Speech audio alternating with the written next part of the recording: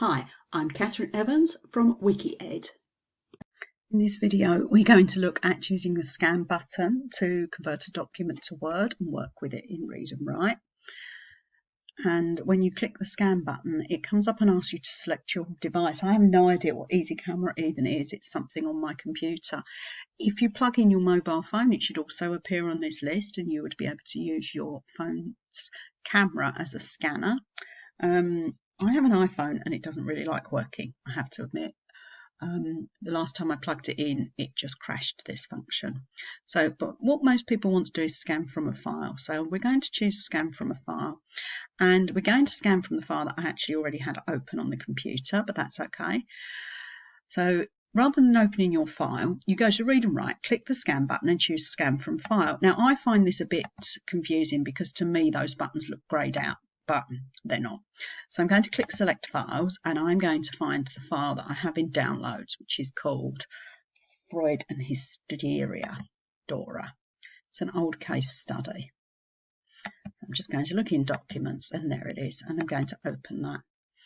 And it already is a PDF file, so I'm going to make it a Word document.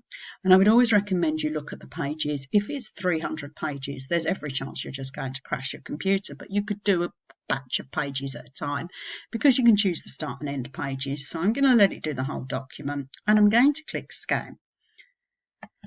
And then the computer's going to ask me what I want to save it as. So I'm going to call it Dora because that's the name of the lady in the case study. I'm going to click save.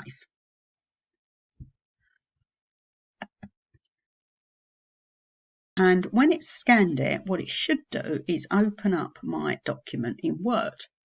What we're looking at the moment is the version of the document I opened already as a PDF file. Let's just have a little look at it. The top of the text is cut off and it's not straight and it's in a font that's not the easiest to read. It really is an old scan from a book. So let's have a look and see what we get when we pop it in Word. So as you can see at the top, we've got complete gobbledygook, but look what happens with my cursor. That's actually a text box. I can just click it and press delete. I can delete this as well because I don't need it. And then I've got my document and there's a few bits on here that I'm not going to want the screen reader to read. So as I go through, I'm just going to click each of the edge of the text boxes and take those out. I mean, it's not a lot on this document because it's a small document. It might be worth the annoyance of listening to the computer try and read them out if there's loads, but I'm going to just take them off because I can and it's really easy to do. So once I've taken out all of those headers and footers, which took a little while, but not that long really, I'm just left with my document. And because I've got it into Word now, there's lots of things I can do with it, just trying to highlight those last few and take them out. So I can listen to it. I can have the lovely Lee read it out for me. I can change the font because it's said that on screen it is easier to read the straight fonts without the serifs, and this is in Times New Roman. And this is an interesting document because it's actually A5 size, but as we've just seen with the headers and footers, it does have everything in text boxes. So what I'm going to do is I'm going to click in the document, I'm going to press the Control key and A for Apple to select the whole document. And I'm going to go up to the top and change the font. Now it's got no name there because actually the title was in a different font, but I am just going to change it to Arial.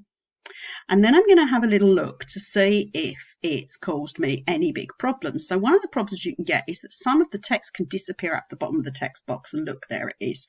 And whilst you could resize the text box, that's a faff. The easiest thing to do is to use this button here.